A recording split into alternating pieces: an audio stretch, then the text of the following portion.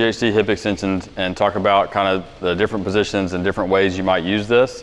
So the first one, I made a post about this on Instagram recently about the difference in the top positions where you're focusing on glutes more versus focusing on maybe glutes and low back and the spinal erectors.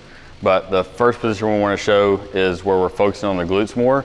And so at the top, she's going to do her normal hip extensions, but she's going to keep her upper back rounded and keeping her, trying to keep all the tension out of her low back. So she's not extending up here and all the emphasis is on her hips and her glutes.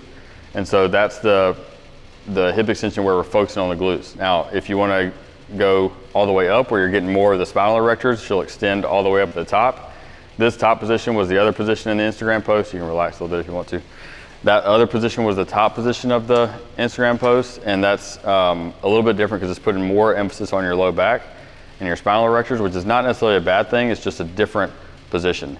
And so you can sit all the way up if you want.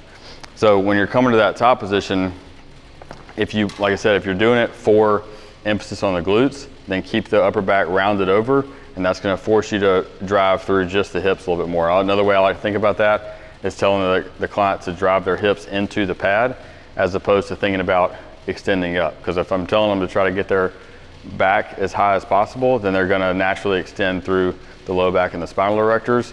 Whereas if I just tell them to focus on driving their hips into the pad, then they're going to focus on squeezing their glutes a little bit more. So there's not necessarily a right or a wrong.